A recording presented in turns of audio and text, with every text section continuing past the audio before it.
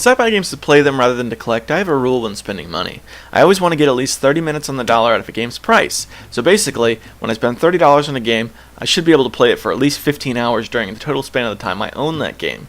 It's a fairly universal rule. I spent about $8 on a lot of the original PS1 Tomb Raider games, and I ended up playing the first one for about 4 hours before moving on. Yes, Tomb Raider 2 and Revolutions never made it into my machine, except to test them, but I feel for what I paid for them, I got my money's worth. I spent $2 on Deadly Towers for the NES, and I could barely stand to play it for 10 minutes before covering myself in porcelain and sitting in the bathroom with the lights off, declaring, "I'm a toilet! I'm a toilet!"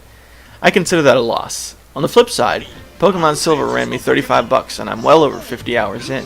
Yeah, that's a big win. It's a pretty simple ratio of fun I get out of the game to cost I put into the game.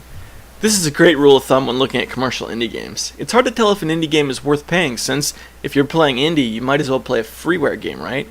Well, in some cases. The thing about freeware is the majority of freeware games are designed to give you, give or take, 1 hour of gameplay total. No more, no less. My own game included. So the more you cruise freeware titles, the more frustrated you're going to get looking for that super engrossing but slightly lo-fi game to keep you hooked for weeks. Yes, there are those titles that are free that are worth money, like Cave Story or Spelunky or Genitas. But take it from someone who's played a lot of freeware. That's not the norm. So we come across AstroDriller 3020. Apart from having a hilarious name, I didn't know what to make of it at first. I was reminded of those old DOS games. Now, I'm not talking about Doom or Commander Keen. Think back before that, to the days of Warlords and Rogue. Games from that time didn't necessarily need to be self-explanatory. Consumers weren't opposed to flipping through a manual to figure out how the keys work or to read about the objective or that sort of thing. AstroDriller reminded me of those days in that right off the bat, I couldn't figure out what was going on.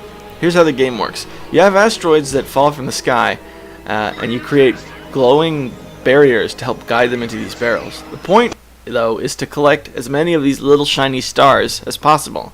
So yeah, it took me a little while to figure this out. But what hit me like a ton of bricks was that the game feels kind of like Galactic Pachinko.